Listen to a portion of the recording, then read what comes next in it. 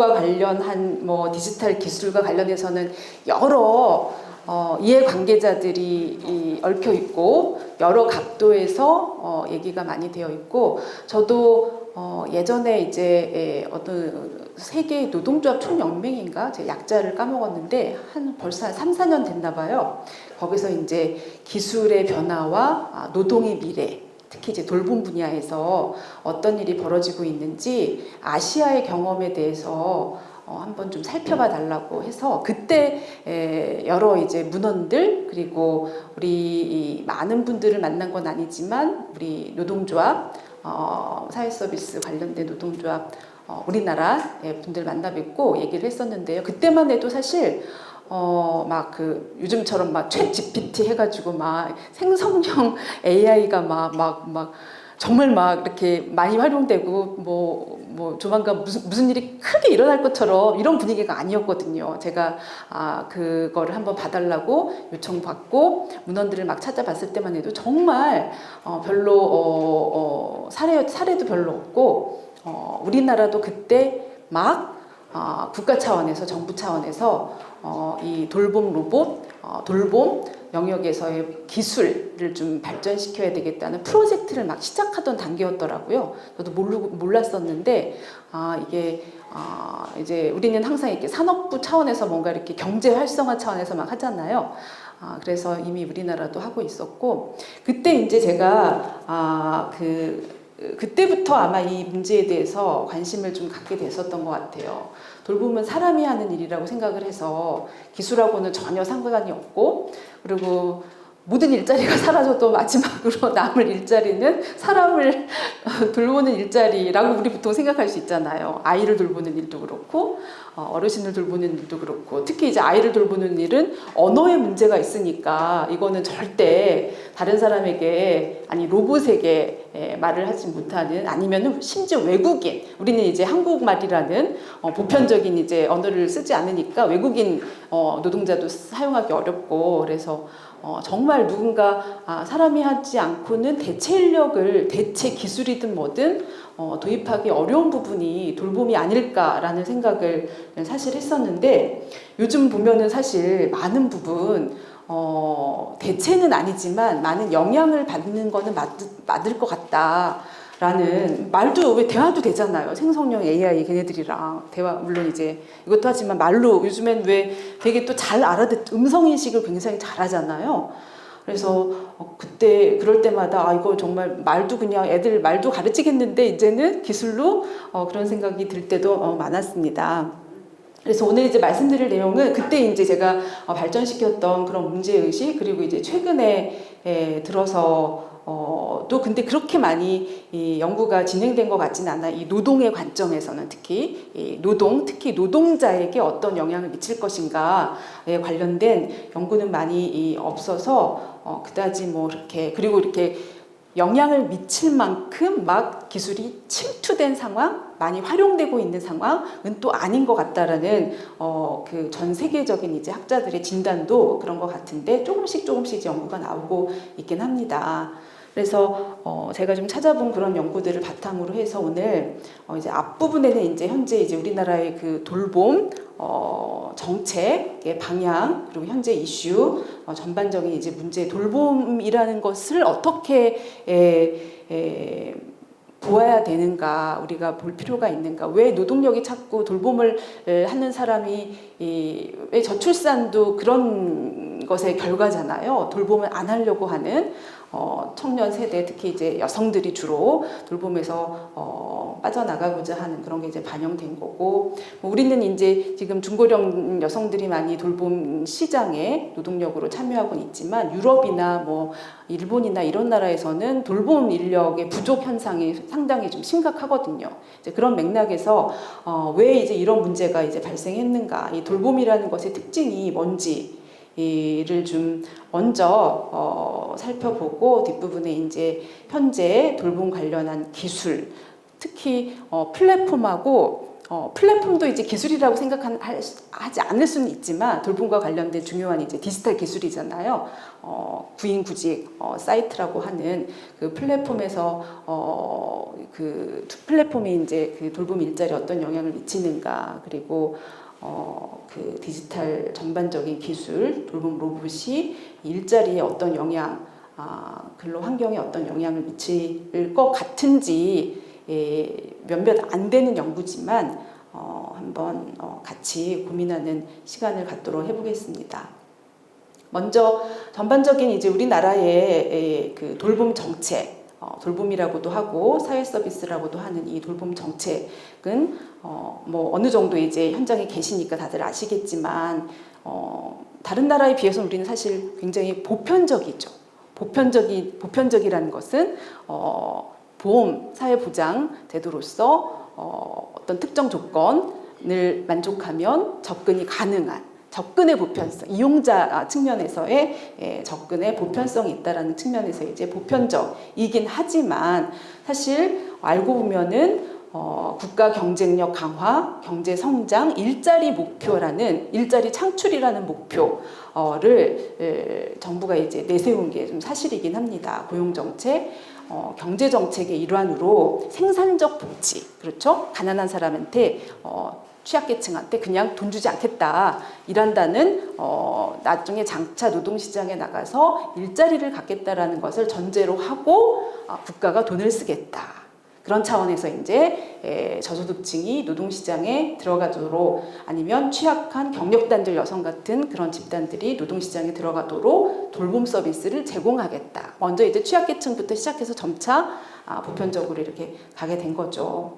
그러다 보니까 우린 이걸 이제 도구주의적이다. 돌봄 그 자체, 돌봄을 필요로 하는 사람이 어떤 보편적인 시민권으로서 돌봄을 제공하려는 국가의 정책이 아니라 무언가의 도구로서 돌봄을 활용한 돌봄 일자리, 돌봄 서비스를 그렇게 활용하다 보니까 돌봄 노동자들이 이제 저임금, 그리고 불안정한 일자리, 이게 노동인지 복지인지 서로 이제 토스하잖아요. 근로조건 좀 더 관심을 가져라 그러면 복지부는 노동부한테 토스하고 노동부는 복지부한테 니들이 책임져, 서로 이제 이런 상황이라는 거죠. 그런 과정에서 이제 전달 체계도 바우처 중심으로 그냥 이용자가 알아서 자기가 원하는 서비스를 찾아서 사용해야 되는, 그러다 보니까 사각지대가 있을 수밖에 없는, 이용자 입장에서도 불만족스럽고 돌봄을 제공하는 노동자 입장에서도 그 노동시장에서의 안정적인 생계를 영위할 수 없는 그런 일자리로 고착화된 지 오래입니다. 그래서 이제 우리가 좋은 돌봄이라는 이제 얘기를 하지만 실상 정부 정책은 좋은 돌봄, 받는 사람 입장에서, 주는 사람 입장에서 소위 좋은 돌봄이라고 하는 것이 제대로 자리 잡지 못한 방식으로 이렇게 되어 오고 있는 것 같아요. 그래서 초반에는 그 경제정책, 고용정책으로 시작을 했고 2000년대 이제 후반부터는 노인 장기요양보험제도가 도입되면서, 그리고 보편적인 무상보육 이런 게 도입이 되면서 저출산 고령화, 인구학적 위기 대응으로 이 돌봄 정책이 고민이 되었던 측면이 있습니다. 여전히 이제 그런 기조는 변함이 없는데 이 정부 들어서는 더더욱 그렇죠. 엊그제 사회서비스 기본계획이 발표된 거 혹시 얘기 들어보셨어요? 사회서비스 기본계획, 제1차 사회서비스 기본계획이라고 사회서비스 원법, 사회서비스 원 아시죠? 사회서비스 원법이라는 게 마련되었었고 그 법에 근거해서 5년마다 사회서비스 관련 기본계획, 그러니까 마스터 플랜이죠, 말하자면. 청사진을 마련하는 기본 계획인데 그 1차를 이제 심의를 했고 곧 이제 완결이 될 텐데, 심의 단계에서 이제 공개된 내용을 보면 민영화하겠다, 시장화하겠다, 보험회사들 시장에 들어와서, 그러니까 생명보험 보험회사들 이런 회사들 있잖아요. 그런 회사들이 이 시설을 설립할 수 있도록 해주겠다. 뭐 이런 내용을 골자로 하는 안이 발표돼서 상당히 이제 우려스러운, 가뜩이나 이제 지금까지도 문제가 많았는데 향후 더더욱 돌봄의 공공성이라는 것이 그 위태로운 그런 상황에 있다. 이제 우려가 제기되고 있는 상황입니다. 이렇게 이제 시장화, 민영화 이렇게 가는 데는 오히려 우리 이제 왜 저희도 왜 돌봄이 위기다. 그래서 이 돌봄이 앞으로 안정적으로 공급되려면 전달 체계도 제대로 국가가 책임져야 되고 그 돌봄 노동자들도 정당한 노동의 가치를 보상받아야 된다. 이런 식으로 얘기를 하면서 우리도 왜 돌봄의 위기 얘기를 하잖아요. 근데 다른 한편으로는 이 돌봄의 위기라는 것이 또 다른 시각, 다른 방향으로 이렇게 시장화나 민영화 쪽으로 가게 되는 동시에 이제 양날의 칼이 되고 있는 그런 상황인 것 같긴 해요. 그래서 돌봄 수요 고령화 되니까 돌봄 수요가 계속 증가할 거다. 어떡하겠냐?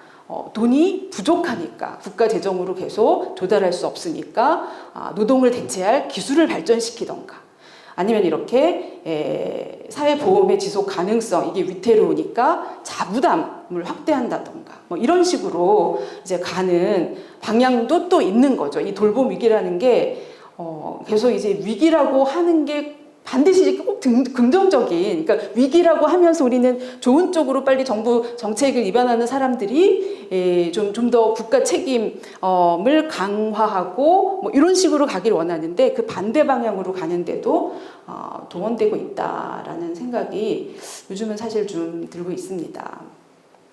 그동안 이제 우리가 돌봄 관련한 정책을 입안하면서 간과했던, 그러니까 경제, 어떤 여성이 노동을 하는데 장애로서 걸리적거리는 돌봄의 책임을 걸리적거린다라고 생각하죠. 노동시장에 나가야 되는데 그러다 보니까 돌봄 이 자체가 어떤 성격을 가지고 있는지 많이 간과되어 있던 부분이 있는 것 같습니다. 돌봄은 관계를 기반으로 하죠. 관계. 그래서 다른 시장에서 그 사고 팔리는 그런 일반적인 상품과 서비스, 재화 서비스와는 굉장히 다른 성격의 것이라는 겁니다. 정서적, 감정적 유대를 포함하는 그런 특수한 노동이죠. 그래서 노동의 성과가 사실은 보통 이제 만일에 공장에서 뭔가를 생산하는 그런 재화 서비스를 생산하는 그런 노동에 대해서는 쉽게 산출물이 눈에 보이잖아요. 얼마나 잘 만들었는지, 하자가 있는지, 하자라는 말씀은 하자가 불량품인지 아닌지 눈에 잘 보인단 말이에요. 그죠? 주어진 시간에 남들보다 더 많이 잘 만들었는지를 평가를 하고 그에 상응해서 임금을 제공할 수 있는데 돌봄이라는 것은 참 그러기가 어려운 문제가 있다라는 거예요. 눈에 안 보이잖아요. 그죠? 200만 원을 줘도 돈을 주는 사람의 입장에서는 200만 원을 주나 300만 원을 주나 별 차이가 없는 것처럼 느낄 가능성이 있다는 거죠. 그러다 보면 돌봄을 제공하는 입장에서도 뭐 어차피 받는 만큼만 일하자라는 생각이 솔직히 들잖아요. 일하는 사람은 당연히 그럴 수밖에 없죠. 그거를 도덕적으로 나쁘다라고 할 수는 없는 거예요. 받는 만큼 일할 수밖에 없는. 하지만 그 주는 사람의 입장에서는 200을 주나 300만 원을 주나 차이가 없다. 그러다 보니 이 돌봄의 가치라는 것이 제대로 실제로 생산되는 것은 500만 원의 가치가 있을지 모르겠지만 500만 원에 상응하는 가치를 받기가 어렵다라는 것이 이 돌봄 노동의 특성이다라는 것입니다. 그래서 돌봄을 받는 사람의 그러니까 돌봄을 제공하는 사람과 돌보는 사람의 관계가 그 돌봄 서비스에 이제 밀접한 핵심적인 이제 요소가 되는 거죠.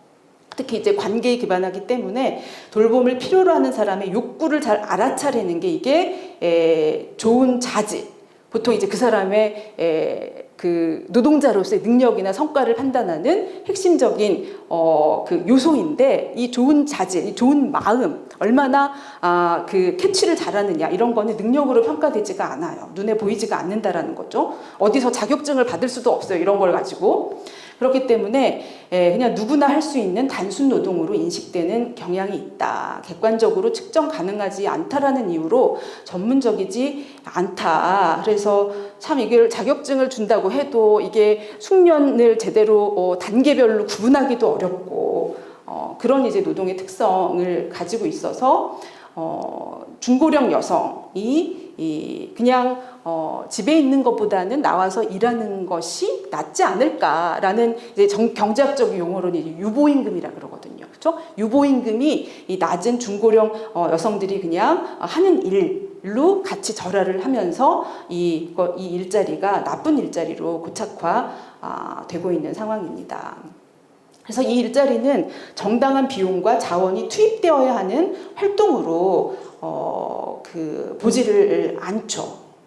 그렇죠? 그냥 여성이 집에서 하던 일이었을 뿐만이 아니라 그냥 숙련도 필요하지 않고 경험이 쌓여도 숙련이 올라가지 않는 그런 노동이라고 생각되면서 이 돌봄에 그 재정을 투입하는 거는 그 국민 계정, 소득 계정, 우리 국가 거시 경제에 어떻게 돌아가는가를 측정하는 그 계정에서도 그냥 소비 지출, 투자가 아니라 보통 땡 건설하고 다리 건설하고 이런 거는 장기적으로 뭔가 수익을 낼 수 있는 투자라고 하지만 사람에게 돈을 쓰는 거는 투자라고 보질 않는 거예요. 그냥 소비라고. 소비니까 왜 허리띠 졸라매면 제일 먼저 줄일 수도 있는 그런 거라고 간주가 되는 그런 거라는 거죠. 그래서 발상의 전환이 필요하다. 이게 이 돌봄이라는 것이 이 돌봄 자체가 우리 일상생활 중요한 이 경제적 삶을 구성하는 부분이고 그래서 그 돌봄을 주변하는 것이 아니라 돌봄을 지원하는 거. 생산은 그 자체가 목적이 아니며 우리 삶의 목적을 위한 수단이다. 그러니까 그 시장 화폐 경제에서 생산하는 재화와 서비스 그거는 결국 뭐예요? 사람이 살기 위한 사람의 목적, 삶의 목적을 위한 수단이다. 그러니까 전도됐다라는 것이죠. 그래서 이 돌봄 경제라고 하는 패러다임, 사람을 중심으로 놓고 봐야 된다라는 것이 이제 코로나를 계기로 해서 유럽이나 해외 학자들이 이제 돌봄 경제라는 말로 좀 더 이 부분에 대한 관심과 투자 필요성을 촉구를 해왔어요. 이 돌봄 노동이라는 것이 사실 그 사회적 약자, 의존자에게만 필요한 돌봄이 아니라 상호 의존적인 인간의 보편적인 욕구라는 거죠. 필수적인 돌봄이다라는 것을 이제 주목을 하고 있고 뭐가 돌봄 노동이냐? 돌봄 노동 그러면 뭐가 돌봄 노동이냐? 경제학자들은 돌봄을 사실 전통 그 신고전파 경제학자들은 돌봄 노동을 노동이라고 생각하지 않았어요. 특히 돈을 받는 건 물론 노동이죠. 시장에서 사고 파는 건 거래가 되는 거니까. 하지만 가정에서 하는 무국 돌봄은 그냥 여가의 일부라고 봤지 돌봄이라고 생각하지 않았다는 거예요. 그러다 보니까 그 여성주의, 이 돌봄도 여성들이 하는 중요한 생산 행위다라는 것을 주장하는 여성학자들이 새로운 기준을 만들었죠. 여가. 그냥 이건 즐겁고 즐겁지 않고가 어떤 행위가 노동이냐 아니냐를 가르는 중요한 기준이 될 수 없다라는 거예요. 경제학자들은 뭐 돌보는데 여가처럼 즐거우니까 한 거 아니야? 자발적으로 한 거 아니야? 그러면서 노동이 아니라고 했거든요. 하지만 그게 아니라 심리적으로 즐거운지 아닌지가 아니라 이 돌봄을 노동이라고 할 때는 어떤 기준을 사용하자라고 했냐면 내가 아닌 다른 사람을 시켜서 하게 할 수 있고 그리고 그 노동의 산물이 내가 소비하는 게 아니라 타인, 다른 사람을 즐겁게 다른 사람의 행복, 복지에 기여하는 거 그런 걸 이제 노동이라고 하자라고 정의를 했다라는 거죠.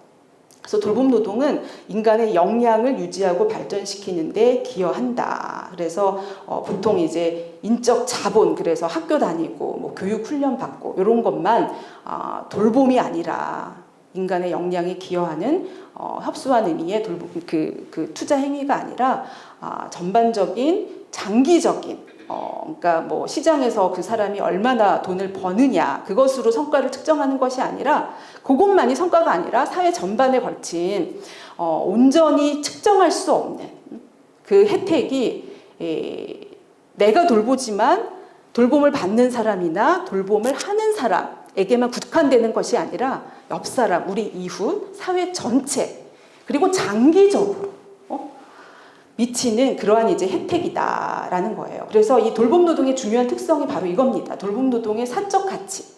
내가 돌봄을 했는데 그로 인해서 받는 보상이 만일에 100만 원이면 그 100만 원이 그 돌봄 노동의 가치의 전부가 아니라는 거예요.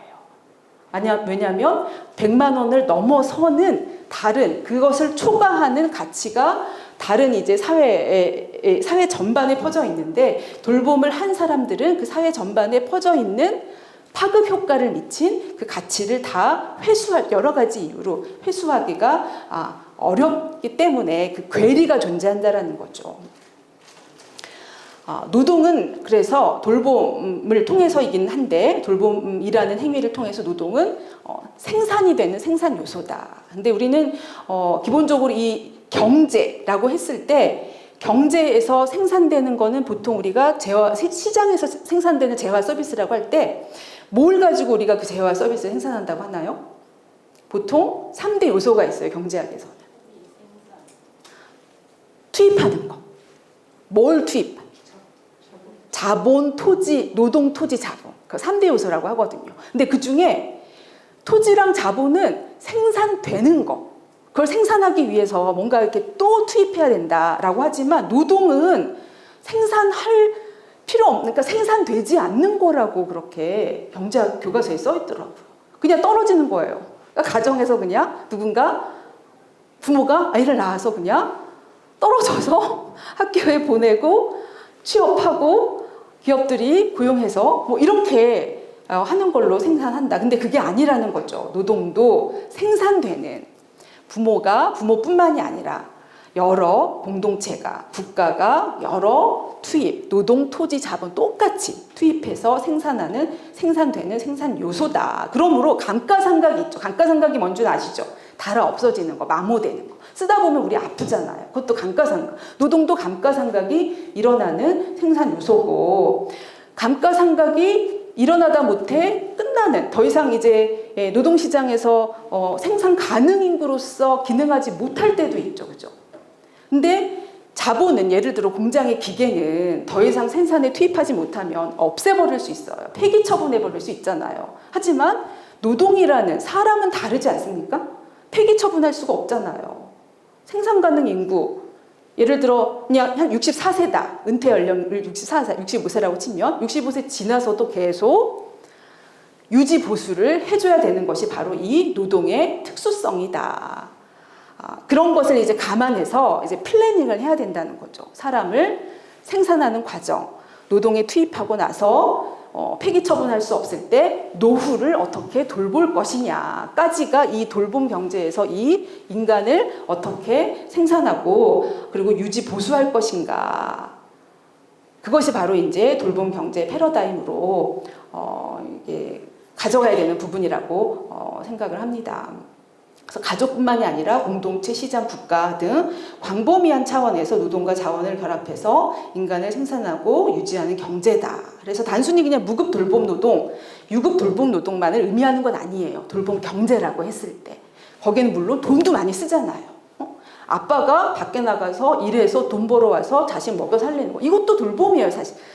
넓은 의미의 돌봄. 우리가 끝에 돌봄 노동이라고 안 붙였을 때는 이 돌봄 경제라는 건 그래서 서로 여러 주체들, 여러 영역들, 여러 행위들이 유기적으로, 효과적으로, 효율적으로 돌아가야 되는 그런 부분이라고 할 수 있다라는 것입니다. 그래서 돌봄 경제는 현재 하지만 노동의 측면에서는 성별 분업이 있죠. 우리는 이제 돌봄 경제, 그래서 인간을 생산하고 유지, 보수, 발전시키는 거, 이거 누가 아무나 그냥 아무 일이라도 하면 되냐라고 생각할 수 있지만 그렇지 않잖아요. 그죠? 왜냐? 돌봄 노동이라는 것의 아까 특수성, 무급으로도 할 수 있고 나는 행위를 하지만 그 보상을 온전히 다 회수하지 못하는 돌봄 노동의 특성 때문에 돌봄을 하는 사람은 불이익이 커요. 무급으로 하면 당연히 보수가 없고 유급으로 하더라도 정당한 노동의 가치를 인정받지 못한다. 그걸 주로 누가 하죠? 여성들이 현재 많이 하고 있다. 그래서 누가 하는가는 결국 그 여성들이 만일에 그러니까 돌봄을 하는 사람들은 결국 불이익을 받게 되지만 현재 지금의 구조는 대부분 특히 시장 노동은 더더욱 그렇잖아요. 우리 90% 요양보호사 90% 이상이 다 여성이잖아요. 그렇듯이 돌봄을 하는 사람에게 자원의 접근성, 자원과 권력의 접근성을 제한하고 여러 영역에서 그 사람이 협상을 할 수 있는 힘을 감소시키는 그런 문제가 있기 때문에 우리가 이것을 어떻게 이 돌봄의 영역을 조직할 건가라는 것이 이 누가 무엇을 할 거냐, 그리고 누구에게 얼마만큼 보상할 거냐를 생각해야 된다라는 것입니다. 마지막으로 공공재 관련한 개념 한 가지만 또 혹시 공공재라는 개념 들어보셨어요? 돌봄은 공공재다라고 할 때 공공성, 국가가 공공성, 돌봄의 공공성을 강화해야 된다라는 말은 많이 들어보셨죠? 공공재다라는 말 들어보셨어요? 돌봄은 공공재다. 돌봄은 공공재 말고는 그 무슨 공공재의 반대는 뭘까요? 공공의 반대는 뭘까요? 사유재, 맞죠?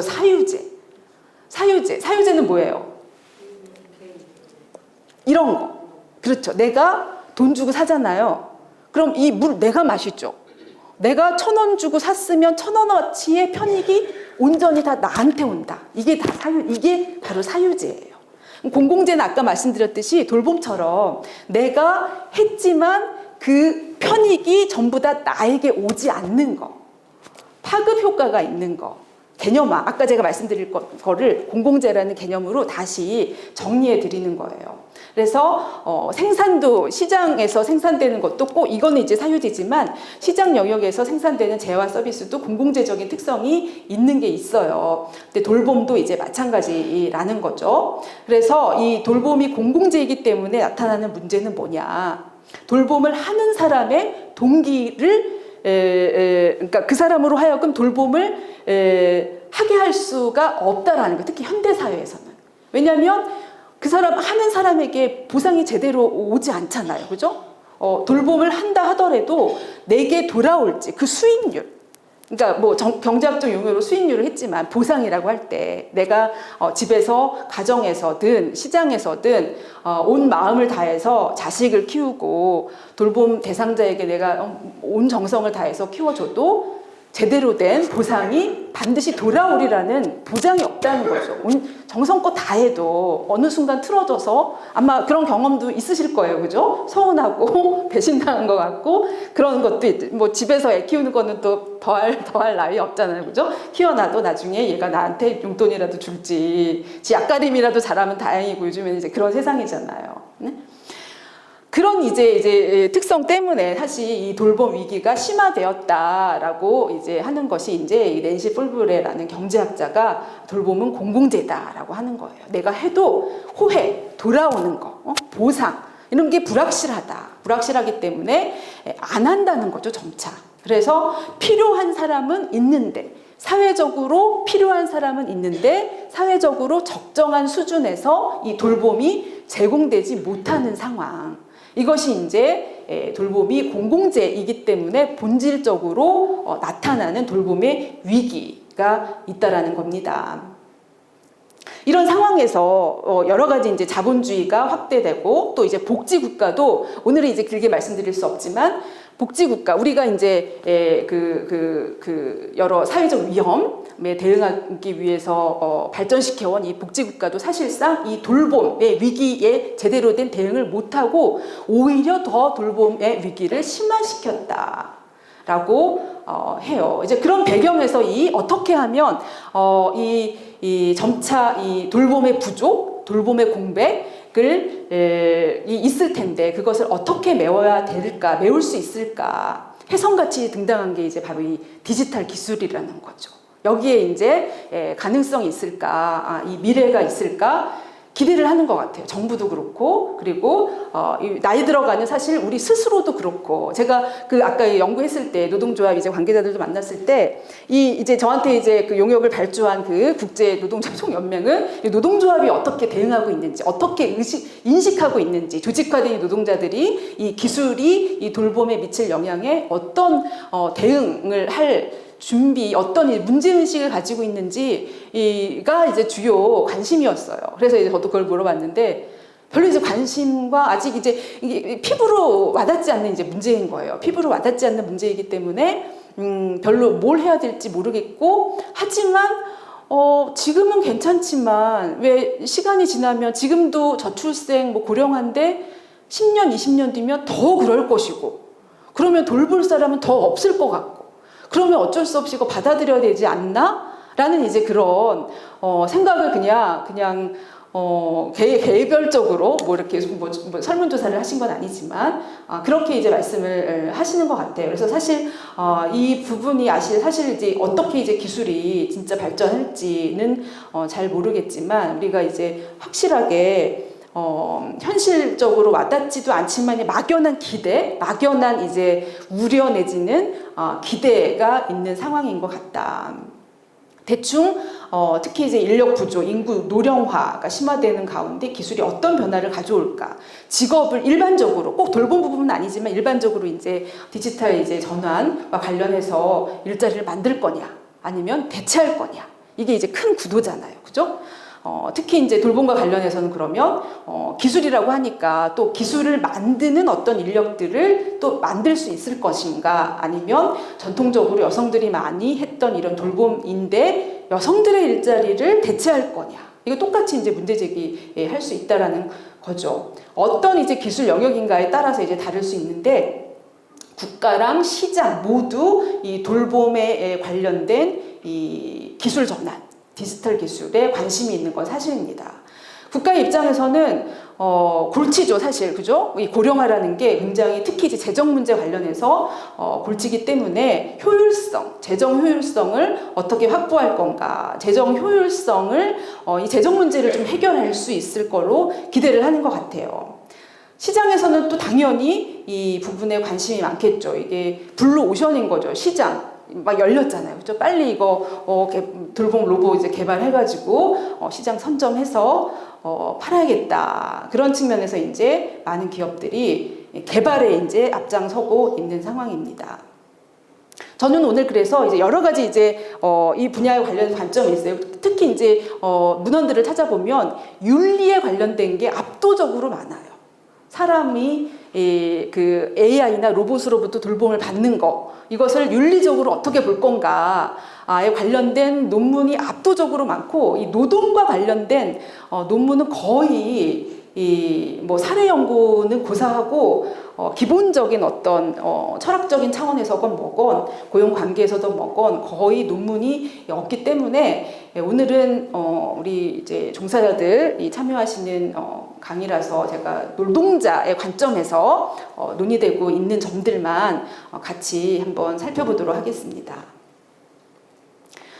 이 돌봄 기술을 다른 말로 복지 기술이라고 하더라고요. 복지 기술이란 말 들어보셨어요? 아마 센터장님은 아시려나? 복지 기술? 웰페어 테크놀로지 해가지고 저는 사실 사회복지 전공이 아니어가지고 요 용어에는 익숙지 않았는데, 이 사회복지 하시는 분들은 이 복지 기술이라고 쓰는데, 뭐 정확하게 돌봄 관련, 저는 이제 돌봄 관련 기술이라고 하기도 하고 돌봄 기술이라기도 하고 그냥 기술, 뭐 AI 뭐 이렇게 할 텐데, 복지 기술이 이제 오늘 말씀드릴 이제 그런 내용에 해당하는 개념어인 것 같습니다.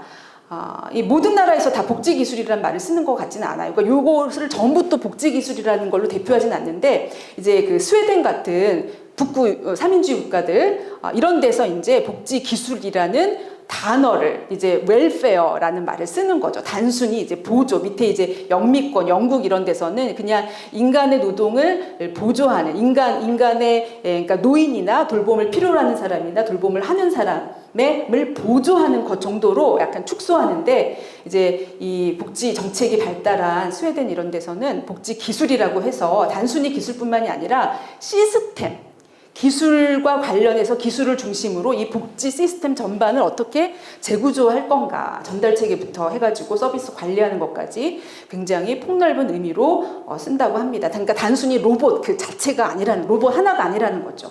그냥 앱 하나가 아니라는 거죠. 그거를 활용해서 어떻게 하면 이 전달 체계, 시스템을 구축할 건가, 이것까지 다 아우르는 개념으로 접근을 하는가 하면, 이제 영미권에서는 좀 더 협소하게 이 정말 도움을 제공하는 그런 이제 기술에서 물론 이제 그 목적은 있죠. 고령자와 취약한 상태에 있는 사람들에게 안전한 환경을 제공하고 삶의 질을 높이고 돌봄의 비용을 줄이기 위해서 정보통신의 기술에 기초한 제품 서비스 시스템, 이런 식으로 이제 정의를 하고 있는데, 이 복지 기술이 뭔가 이 정의는 여전히 논쟁 중에 있다고 합니다. 그래서 저도 뭐 오늘 이제 복지 기술이 뭐다라고 뭐 이렇게 체계적으로 이게 복지 기술, 돌봄 관련 기술이니까 하나 다 따지기보다는 그냥 좀 주목할 만한, 그냥 보다 현실화될 수, 우리 그 일상에 좀 가까이 와 있다라고 생각되는 것 중심으로 제가 생각하는 바를 전달드리게 될 것 같아요.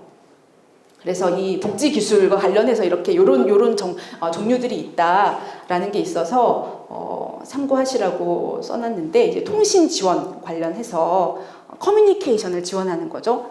의사소통, 상호작용하는 거. 그다음에 여러 이제 보조 기술이라고 해서 감각기관의 문제를 보조하는 거, 그러니까 신체적 능력 뭐 이런 거를 이제 보조하는 것뿐만이 아니라 이제 재활이나 인지 훈련 이런 거를 보조하는 거 다양하게 있고, 그다음에 일상생활 지원하는 거. 요게 아마 이제 일상생활 지원이니까 보통 우리 일반적으로 얘기하는 요양보호사, 돌봄 노동자들이 특히 이제 제가 서비스를 제공할 때 하는 일과 이 보조기술과 일상생활 지원 요 사이에 있는 이 두 개에 걸쳐 있는 것이 아닐까라는 생각이 들고요. 그 다음에 가장 중요한 또 영역이 모니터링 하는 거죠. 모니터링.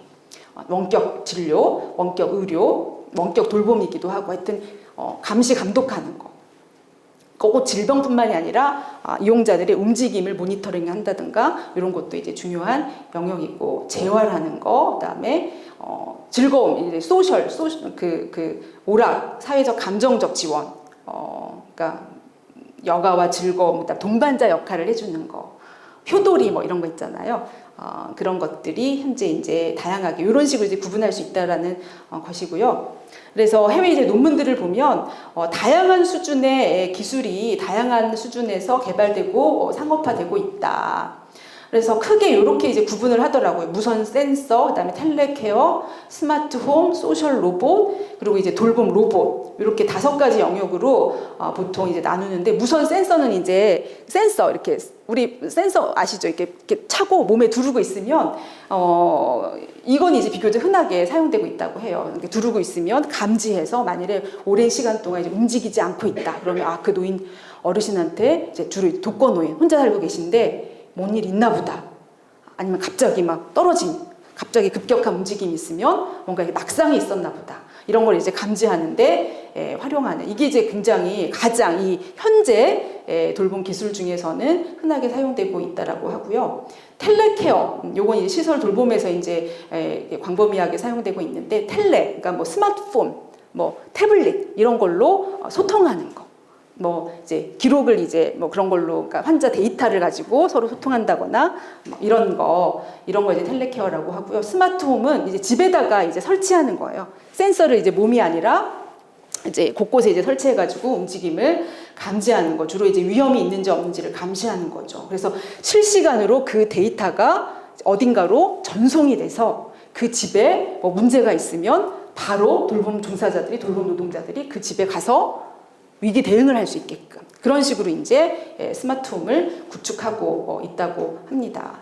소셜 로봇이 이제 우리가 알고 있는 그 외 돌봄 효도리, 맨날 신문에 나오잖아요. 어느 지자체에서 뭐 보급해가지고 효도리를 다솜이 뭐 이런 거 보급해가지고 어르신들이 즐거워하시고, 그다음에 위기에 있는 뭐 돌봄 어르신을 발굴해서 응급 상황에 있었던 얼굴 발굴했다, 이런 거 굉장히 요즘에 많이 나오더라고요. 근데 약간 그런 기사들을 보면 약간 좀 저는 모르겠어요. 양가적이에요. 뭔가 좀 상업화시키려고 굉장히 막 노력하는 듯한 그런 생각이, 왜냐면 다 회사 이름, 무슨 SKT에서 뭐 해가지고 뭐 했다, 이런 게 같이 이제 홍보가 되니까 약간 그냥 이게 광고 그냥 홍보다라는 생각이 들 경우가 많은데, 이게 이제 급성장 중인 거죠. 우리나라도 그렇고 해외도 그런데, 이 부분에 있어서도 굉장히 이제 문제 제기를 하는 논문들이 좀 있더라고요. 왜냐하면 우리도 그렇지만 지자체에서 저소득층 노인 대상으로 시범 사업을 하기 시작하잖아요. 그러니까 이게 사실 안정화되지 않는 그런 기술이잖아요.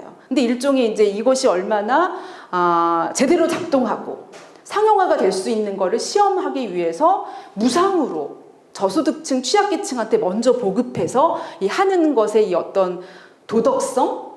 막 이런 것에 대해서 약간 비판하는, 해외에도 약간 다 이런 식으로 추진을 하고 있어서 이런 부분도 사실 우리는 그런 문제의식이 없는 것 같은데, 누군가 이제 한번 좀 연구를 좀 해봤으면 좋겠어요. 이런 시범 사업 그 저소득층 대상으로 했을 때 어떤 나타나는 그런 부작용이나 이런 게 있는지 없는지. 아무튼 이게 급성장 중인 분야고, 이제 마지막으로 이제 돌봄 로봇. 돌봄 로봇은 이제 많이 상용화가 되지는 않지만 가장 많이 상용화가 되고 있는 나라, 많이 이용하고 있는 나라는 일본이라고 합니다.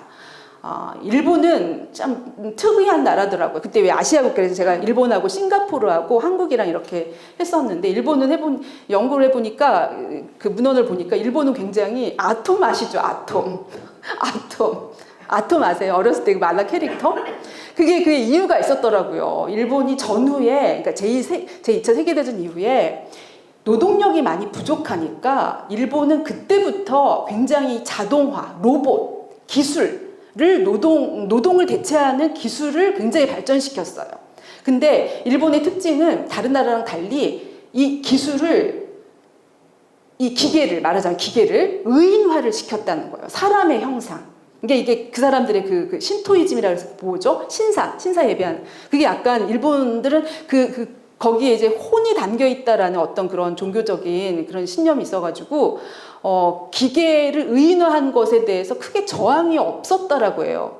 그래서, 그때부터 약간 전통이 있나 봐요. 그래서 아마, 일본에서 이 로봇이 2차 세계대전 이후에 노동을 대체하는 것으로 기계를 스스럼 없이 받아들였던, 확대시켰던 그런 전통이 있기 때문에 이 돌봄 영역에서도 이 돌봄 로봇을 제일 먼저 개발한 나라 중에 하나가 아닌가. 그래서 신체적 안전을 모니터링하고 치매 환자를 위한 동기를 부여하고 격려하고 동료애 이런 소셜 로봇뿐만이 아니라 이제 그러니까 로봇이 그러니까 우리처럼 효도리처럼 약간 조그만 그런 인형 수준이 아니라 여기는 이제 좀 사람의 크기 정도 되는 그런 이제 로봇인 거죠. 개인 돌봄을 제공하는 이런 일상생활 지원을 하는 로봇도 있고, 근데 이제 문헌들을 보면 윤리적인 이제 문제에 대해서 많이 이제 제기를 합니다. 그러니까 인간 접촉, 결국은 이제 로봇에 의지하게 되면 인간 접촉이 그러니까 사람으로 받는 이제 돌봄이 점점 이제 줄어들게 된다라는 거죠. 그렇게 되면 돌봄을 받는 사람들이 뭔가 이렇게 대상화된다라는 느낌을 받았다라는 것을 많이 보고하고 있다라고 해요. 그리고 통제력, 그 상황에 대한 통제력도 상실하게 되고, 이건 이제 이용자 입장에서 얘기가 나오는 거고, 그다음에 또 이제 사생활과 관련된 정보의 문제, 그런 이제 윤리의 문제가 있죠.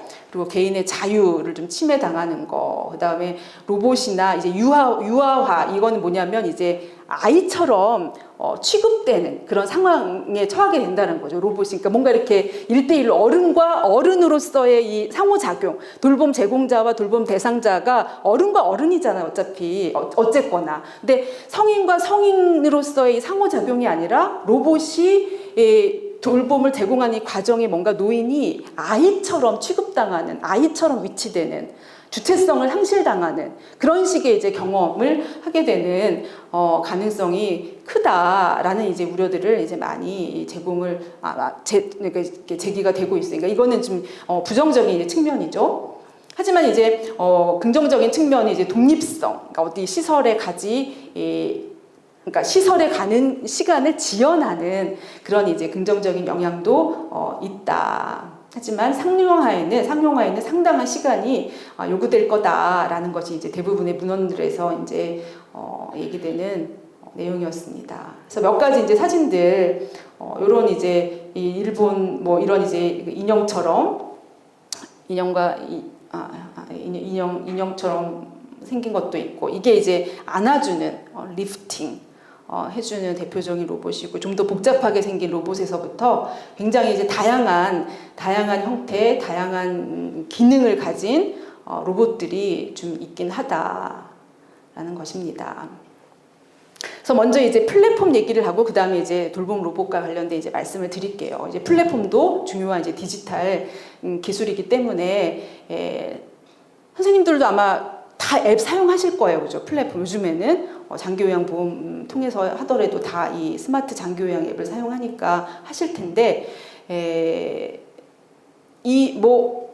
스마트 장기요양 앱뿐만이 아니라 요즘에는 그런 것도 많죠.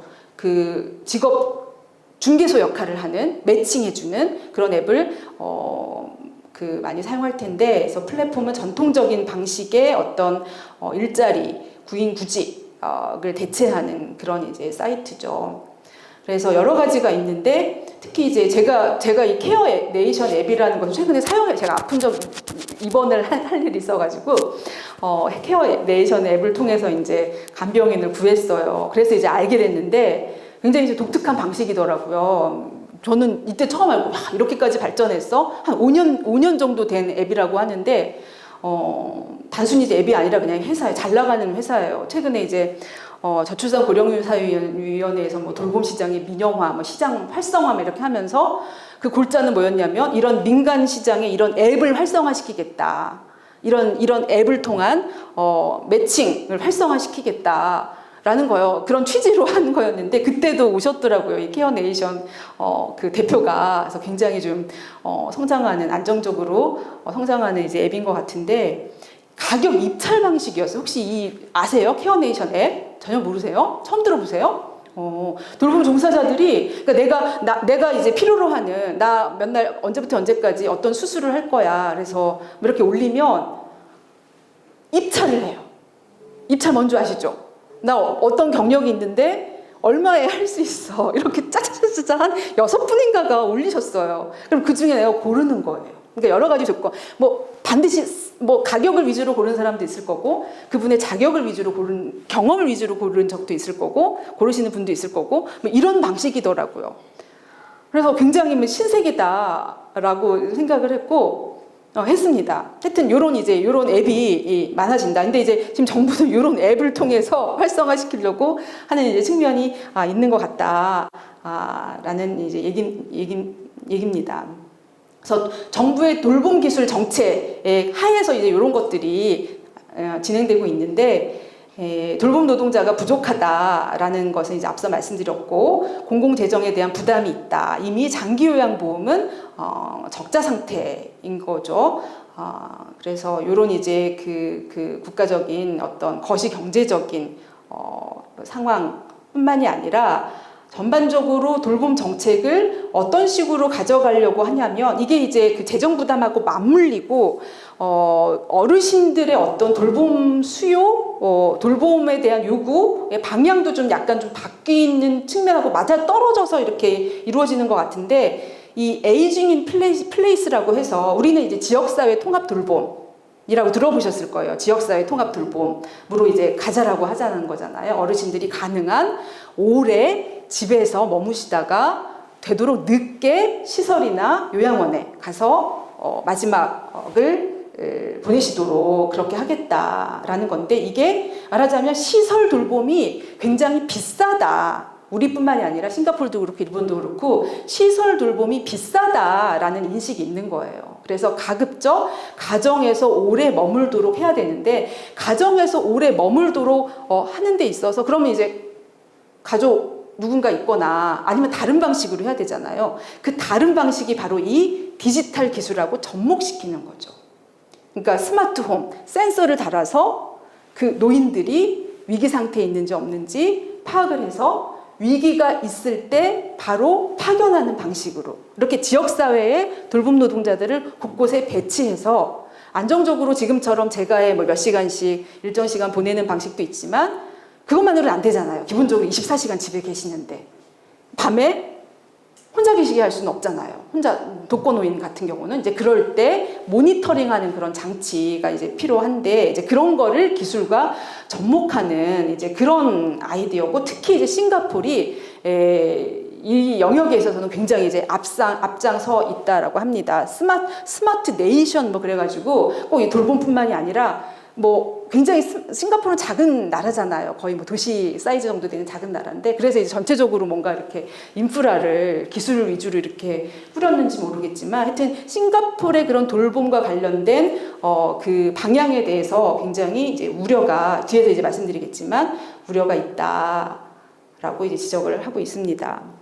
돌봄 로봇 관련해서는 그래서 이런 배경 하에 그래서 어떻게든 이제 기술을 발전시키려는 국가적 차원의 국가 단위 프로젝트가 이제 진행되고 있다. 우리나라도 이제 그렇게 많지는 않아요. 많지는 않은데 영국, 덴마크, 핀란드, 뭐 일본 이 정도. 그래서 해외 사례도 보면 이제 이 나라 정도 중심으로 이렇게 뭐 시범 사업을 했는데 어떻다 저떻다 이런 이제 내용들이 좀 있는데 이제 우리나라도 이게 이제 뛰어든 거죠. 돌봄 로봇 기술 관련해서 산자부가 이렇게 이동, 식사, 배설, 욕창 4가지 영역에서 돌봄 로봇을 개발하겠다라고 했고 아마 2019년에 프로젝트가 시작됐는데 아마 지금도 하고 있을 거다라는 생각이 드는데 물론 이제 상용화는 안 됐죠. 아무튼 이제 시작은 했다. 그래서 이 정부 문건에 보면 목표는 이렇습니다. 그러니까 모든 이제 이해관계자들의 민원이라고 해야 되나 불만사항, 요구사항을 다 해결하겠다라는 건데요. 장애인과 노인을 돌보는 돌봄 노동자를 도울 수 있으며 돌봄 서비스의 질을 향상시키겠다. 향상시킬 수 있다. 인간과 기존 장치로 해결할 수 없었던 그러니까 인간을 대체하는 게 아니라 인간이 할 수 없는 그러니까 돌봄 노동자가 감지하지 못하는 어떤 질병이라든가 위험 이런 거를 이제 기술을 통해서 하면 돌봄과 관련된 문제를 해결할 수 있지 않겠냐. 노인의 일상생활의 질을 향상시키겠다. 그리고 또 중요하게 또 돌봄 제공자들의 돌봄 부담을 완화시키려는 목표도 분명히 얘기를 하긴 하더라고요. 정부에서는. 돌봄 시간을 줄이고 업무의 효과를 제고하는 이런 이제 목표를 표명을 하고 있습니다. 국가에서는. 그러니까 모든 뭐 돌봄 노동자를 제외시키는 건 아니에요. 근데 이제 맥락을 보면 일본은 우리보다 노동력 부족이 더 심각한가 봐. 우리보다 이제 앞서 이제 고령화가 더 진행이 돼서 그런지 모르겠지만 노동 강도도 높고 임금도 낮고 그래서 모르겠어요. 일본은 우리보다 연금 제도가 더 잘 돼 있나 노후 빈곤이 별로 없는지 몰라도 노동력 부족이 돌봄 분야에서 노동력 부족이 굉장히 심각하다. 근데 우리는 현재 그렇진 않아요. 미래에 부족하다라고 생각은 하지만 사실 당장 부족한 그런 건 아니잖아요. 그래서 노동력 부족에 현재 그다지 많은 강조를 두고 있지가 않다.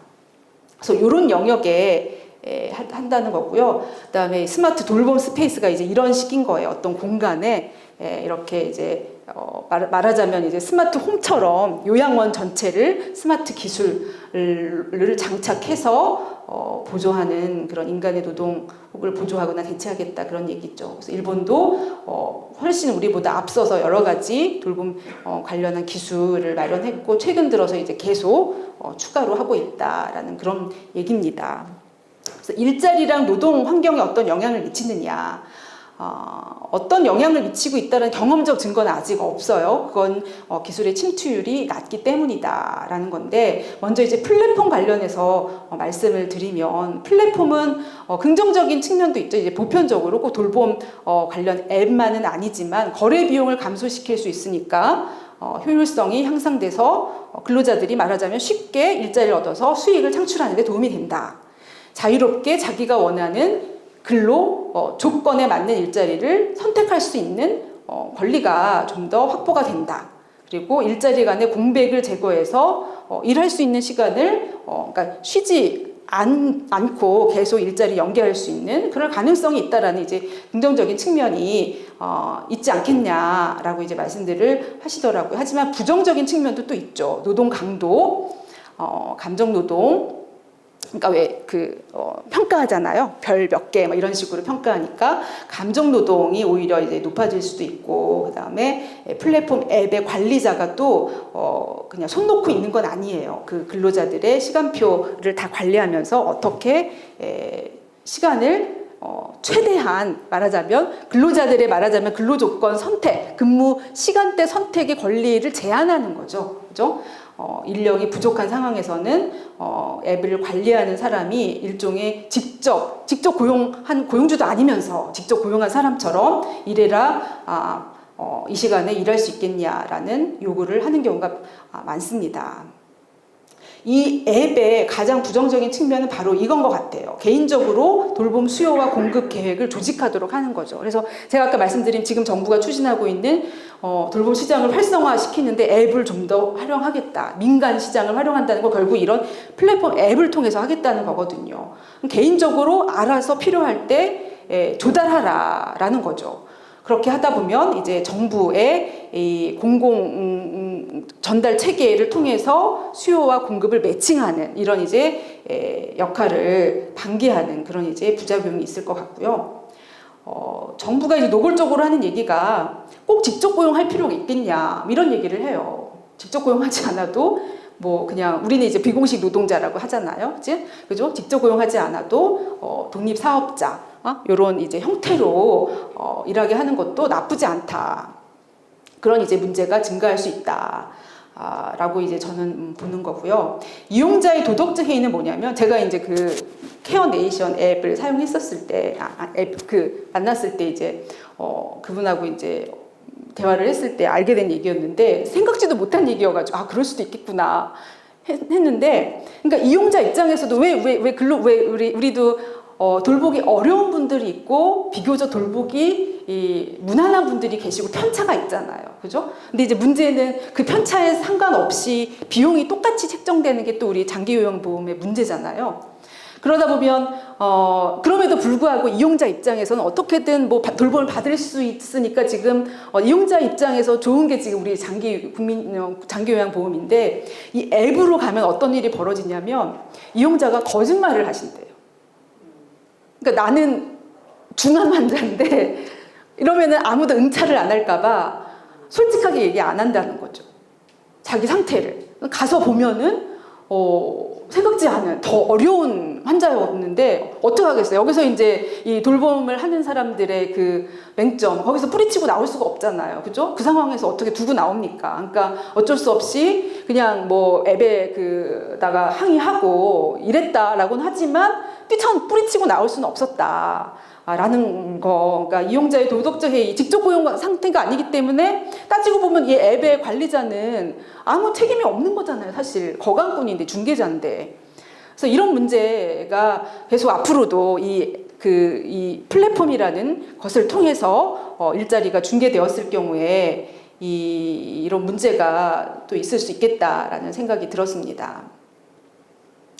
긍정적인 이 돌봄 로봇과 관련해서 이제 말씀을 드릴 텐데요. 돌봄 로봇과 관련해서는 여러 이제 긍정적인 영향이 관찰이 됐었고, 물론 이제 부정적인 영향도 관찰이 됐었죠. 긍정적인 영향은 당연히 이제 돌봄 로봇이 제대로 이제 활용이 되면 만성 근육 질환을 완화할 수 있고, 그다음에 디지털화.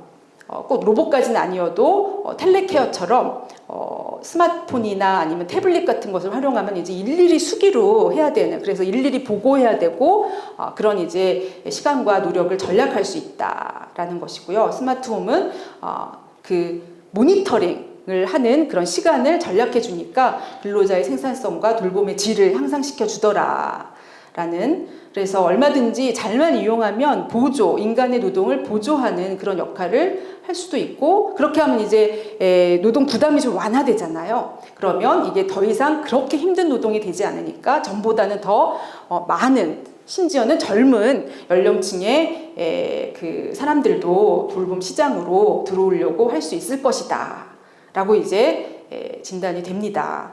부정적인 영향도 사실 있어요. 돌봄 제공자에 대해서 오히려 업무량이 증가하기도 한다라는 거예요. 왜냐하면 새로운 이 돌봄을 작동하는 법을 배워야 되고, 그렇죠? 배워야 되고, 이게 또 돌봄 노동, 그러니까 새로 배워야 되고, 아까 그 보여드린 그림 중, 그 이미지 중에 보면은 막 파로 뭐 이런 그 돌봄 로봇 같은 게 등치가 커다란 게 있거든요. 안아주는 거, 이런 거 등치가 큰 거예요.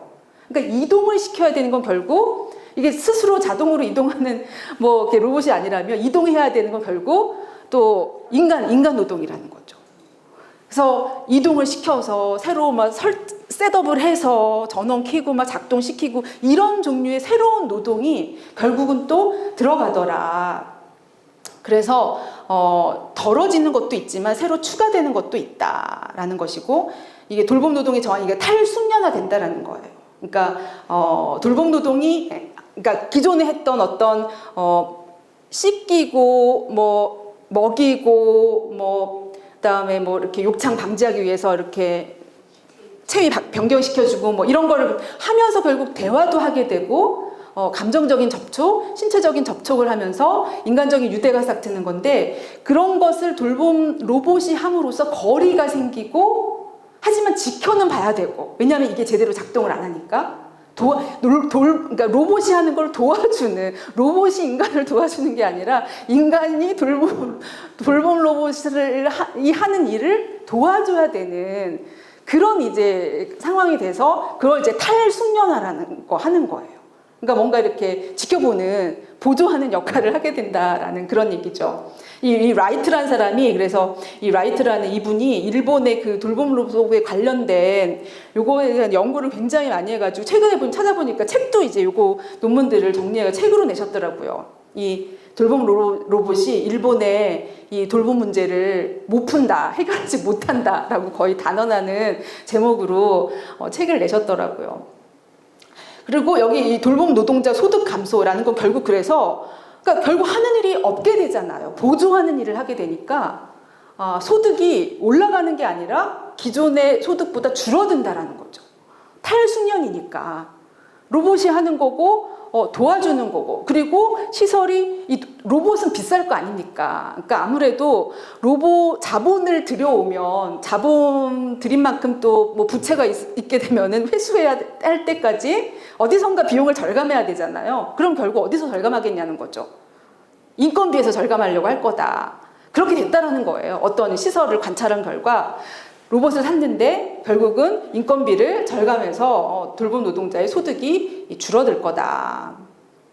더 많은 이민 노동자. 그래서 일본에선 그랬나 봐요. 이 일본에선 워낙 이제 그 돌봄 노동자가 부족하니까 말레이시아였던가? 하여튼 그 동남아에서 인력을 수입했어요. 그러니까 돌봄 로봇이 과연 그 이민 노동자를 대체할 수 있느냐? 그러니까 국내 노동자의 관계는 아니었나 보고, 이미 이 영역에는 국내 노동자가 안 들어가니까 돌봄 노동자를 수입할 거냐? 아니면 로봇을 만들 거냐? 들어와 있는 이민 돌봄 노동자를 대체할 거냐? 그런 이제 관심이 있었는데 이 사람이 보기에는 대체를 안 하는 것 같더라. 오히려 더 이민 노동자를 불러들이는 것 같더라라는 거예요. 왜냐하면 탈숙련화 되니까, 도와주는 사람들이니까 더 이상 말이 필요 없잖아요. 언어가 필요 없잖아요. 그러니까 상호작용을 해야 되면 말이 자유스러워야 되고, 그러면 이제 국내 노동자, 그리고 그 언어 소통을 할 수 있을 정도의 자격을 갖춘, 그러니까 스탠다드가 그러니까 외국 인력을 수입하더라도 자격을 높이 설정하죠. 그러면 들어올 수 있는 인력이 별로 없는데 로봇이 있게 되면 중요한 일은 로봇이 하고, 지켜보는 일, 단순한 일, 끌어다가 장착하는 일, 이렇게 하면 되니까 말이 더 이상 필요 없으니까 외국 인력을 수입할 때 자격을 낮춰서 무제한 수입하는 그런 상황이 오히려 되더라. 대체하는 게 아니라 그렇죠. 값싼 노동력이 오히려 더 많이 확대되는 그런 여건이 되는 것 같더라. 이제 그런 식으로 이제 이 현장이 재구성되더라라는 얘기를 합니다. 싱가포르 같은 경우에는 이런 얘기를 하는 거예요. 아까도 말씀드렸듯이 스마트 네이션 해가지고 막 집에 센서 붙이고 막 이런 식으로, 그래서 위험을 감지해서 뭔가 신호가 가면 삐용삐용삐용 울려가지고 그러면 집에 있던 돌봄 노동자가 신호를 받고 달려가는 거예요. 그런 거를 이제 개인화된 노인 중심 돌봄이라고 표현을 한 거예요. 그전에는 전통적인 방식으로는 직접 가서 국가가 공공이 개입하는 이런 표준화된 어떤 그런 제공 방식이었는데, 이제는 그냥 가정에서 그 노인은 이제 괜찮죠. 노인 입장에서는. 왜냐하면 자기가 필요할 때 돌봄을 받을 수 있고, 응급 상황에서 누가 달려와 줄 수 있으니까 노인 입장에서는 돌봄을 받는 사람 입장에서 괜찮은데, 돌봄 노동자들 입장에서는 우버라이제이션이란 말.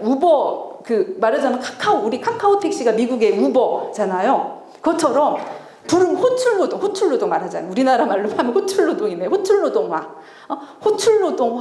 그러니까 불안정한 근무 조건이 오히려 강화된다라는 거죠. 그러니까 밤에도 삐용삐용 울리면 달려가야 되고, 이게 언제 호출이 올지 모르고 그런 상태가 되는, 이게 이제 말하자면 우리 지역사회 통합 돌봄의 맥락에서 이제 기술이 접목된다라고 했는데, 만일은 이제 모르겠어요. 지역사회 통합 돌봄이 어떤 식으로, 그러니까 시간을 늘려서 그러니까 돌봄 노동, 우리 지금 이렇게 3시간짜리잖아요. 4시간이었다가 그것도 3시간으로 줄였는데 지역사회로 노인들을 오래 계시게 하려면 재가에선 오히려 시간이 늘어나야 될 것 같은데 뭔가 그러면 재정이 거의 뭐 2배가 될 거 아닙니까? 그러면 그 대신에 이런 방식으로 센서를 달아서 기술을 도입해서 직접 돌봄 노동자가 그 현장에 있는 시간은 최소화하는 방식으로 한다면 이런 식으로 정말 싱가포르에서처럼 싱가포르의 이 상황에 대해서 우려하는 우버화, 호출 노동화가 더 진행될 가능성도 없지 않아 있을 것 같은 그런 생각이 들어요. 가장 최근에 연구가 하나 있어가지고 제가 여기 가져왔어요. 이분이 이제 2022년에 기존의 이 로봇을 사용하는 것이 근로 환경에 어떤 영향을 미치는지 연구가 별로 많지 않다 그러면서 기존 연구들을 싹 정리해서 이렇다. 현재 시점에서 2022년 시점에서 이런 것 같다라고 이제 하셨는데 긍정적인 영향 이든 부정적인 영향이든 다 있는데 심리적인 측면, 신체적인 측면 다 이렇게 정리를 하셨더라고요. 심리적인 측면에서는 감정적인 측면에서는 오히려 돌봄 노동자들이 이 기술적인 어려움에 직면했을 때 좌절감을 느끼거나 스트레스가 증가하기도 한다는 보고가 있다라고 해요. 그러니까 아무래도 그렇잖아요. 저도 막 이거 다룰 때 가끔 짜증나고 그런 데 있는데 막 지금 어르신 돌봐야 되는데 기계가 작동 안 하며 그거를 다 해결하고 그런 상황에서 이제 좌절감이 느껴지면 오히려 감정적으로 더 스트레스를 받게 되는 상황도 있더라. 근데 반면에 이제 긍정적인 측면, 요 밤에 환자를 모니터링 해야 되는 이 수고를 로봇이 많이 덜어주는가 봐요.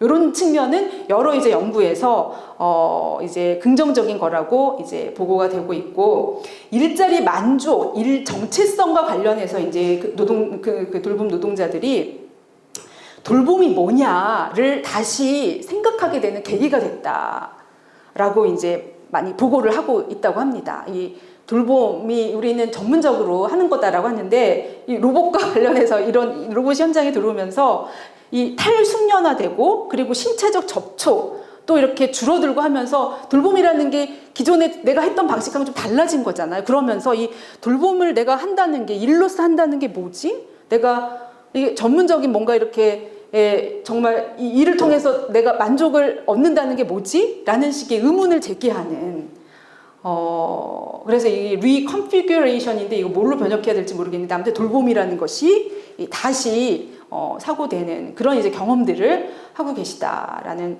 보고가 되고 있습니다. 신체적인 측면에서는 이제 뭐 근골격계 문제는 덜어준다. 그거는 뭐 잘만 활용되면 당연히 그럴 것 같고요. 위협과 폭력에서도 뭐 특히 이제 치매 환자들 돌보시는 분들은 아마 이제 소셜 돌봄이 치매 환자들의 주의를 그러니까 직접적으로 공격당하는 그런 이제 위험을 좀 덜어주나 봐요. 소셜 그 로봇들이. 그래서 이제 안전한 근로 환경을 제공해 준다라는 보고가 있고, 노동 강도 측면에서는 이제 앞에서도 좀 말씀드렸지만 방근무 시간에 환자를 모니터링하는 수고를 덜어주는데, 아까 말씀드렸지만 이제 결국은 옆에 지켜보면서 로봇이 제대로 작동하는지 지켜봐야 되기 때문에 노동 전략을 하는 효과보다는 일을 구성하는, 그러니까 돌봄을 할 때 그 일의 내용이 바뀌는 그런 이제 효과가 더 크다라는 것이 이제 이 사람이 맺는 이제 결론인 것 같아요. 그러니까 뭔가 긍정적인 측면도 있지만 그 일 자체가 좀 변하는 것일 뿐 새로운 일이 들어온다라는 거죠. 기존에 안 하던 일이 추가되는 그런 이제 상황이라고 합니다. 그래서 이제 마지막인데요. 그래서 뭐 긍정적인 영향은 분명히 있는데 이게 현실화될 수 있을까? 그럴 수 있는 부분도 있고 없는 부분도 있는데 뭐 그러니까 그 디지털 그 기록화하는 거 그런 거는 시간을 많이 덜어준다라는 측면에서 긍정적이고 뭐 가격도 비용도 그렇게 크게 들지 않는 것 같아요. 스마트홈 뭐 소프트웨어 그러니까 이 센서 같은 거 소셜 로봇 이런 거는 비용이 크게 들지 않기 때문에 사실 상용화도 거의 되죠. 저도 사실 저희 아버지한테 효도리를 사서 타드려야 되나 안 사드려 맨날 고민하긴 하거든요. 사실 혼자 살고 계시니까.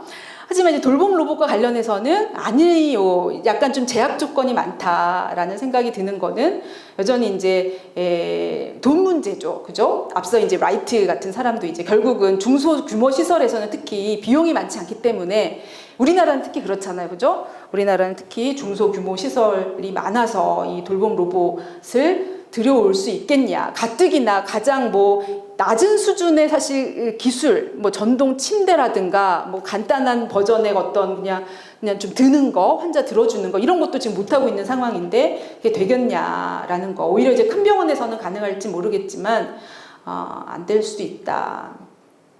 그 다음에 결국은 또 이게 수가로 들어가야 되거든요. 복지 기술이라는 게 결국 확대가 되고 상용화되려면 장기요양보험에서 수가로 해줘야 되는데 이게 적자 상태인데 공적 재정 투입이 되겠느냐.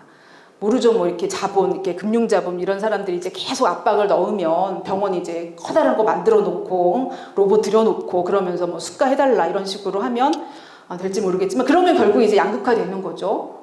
돈 많이 들여서 큰 병원 큰 시설에 갈 수 있는 사람과 그렇지 않은 작은 돌봄 시설에서 사람 노동에만 의지해야 되는 그런 식으로 이제 돌봄이 양극화될 가능성도 큰 것 같습니다.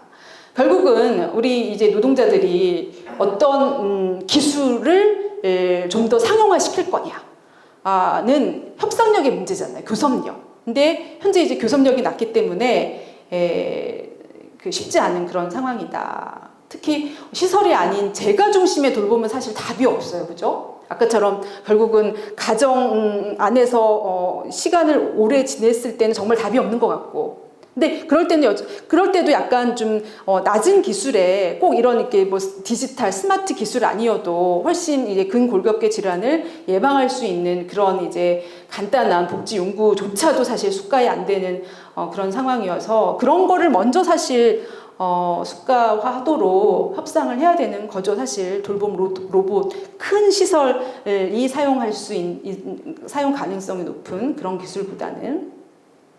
기술 수용성의 이제 문제도 결국은 이게 당사자들이 이용하는 사람들이 얼마나 그거를 받아들일 거냐. 그래서 이 일본 사례도 보면은 어떤 돌봄 로봇 같은 게 이제 어느 시설에 처음 오면은 뭐 환자도 그렇고 돌봄을 제공하는 사람도 그렇고 처음에는 막 새로운 게 왔으니까 새로운 게 왔다. 그러니까 다들 이제 흥분 상태 막 활용해보고 막 그런데 일정 시간 지나면 막 이렇게 우리 왜 이렇게 막 런닝머신 사놓으면 한쪽에 처박혀 있듯이 한쪽에 처박혀 있다는 거예요. 사용이 안 되고 먼지만 쌓여가고 그러니까 옮겨야 되는 차라리 내가 하지 라고 되고 그다음에 돌봄을 받는 사람들도 이게 뭔가 이렇게 그 로봇한테 안기는 게 익숙지 않은 그런 상황이 되니까 이제 거부하는 분들도 있고 그래서 이제 수용성이 그렇게 생각보다 높지 않다라고 합니다. 그래서 이제 문제는 인간이 더 비쌀지 아니면 이제 로봇이 더 비쌀지의 문제잖아요. 그죠? 근데 앞서 이제 제가 계속 돌봄 노동에 대해서 이제 말씀을 드린 것도 결국 인간을 생산하는 비용인데 그 비용이 현재처럼 무급으로 가정에서 하거나 아니면 돌봄 노동자들이 싼 값에 여전히 제공할 어떤 소스가 있는 한은 로봇보다는 여전히 인간이 싼 거죠. 그렇죠? 근데 우리 돌봄 노동 시장이 계속 노동력이 들어오는 이유는 결국은 여성들이 이 소득이 없기 때문이거든요. 노후가 빈곤한 이런 상황 때문에 결국 돌봄 일자리를 택할 수밖에 없는 이렇게 되면 결국은 계속 돌봄 로봇보다 인간 노동력이 더 싸지는 이런 상황이 되면 사실 딜레마죠, 사실. 그렇죠? 그래서 정부와 시설이 그런 인간들한테 그러면 차라리 보상을 제대로 해주고 인간 중심적인 돌봄으로 가도록 할 거냐 아니면 완전히 어떤 대자본과 이 양극화된 이런 상황에서 그냥 낮은 임금으로 여전히 이 로봇의 도움 없이 열악한 환경에서 돌봄을 제공하고 제공받는 이런 저진로 전략으로 갈 거냐 요 기로에 있는 거 아닐까라는 그런 생각이 듭니다. 강의는 이만 마치도록 하겠습니다. 네.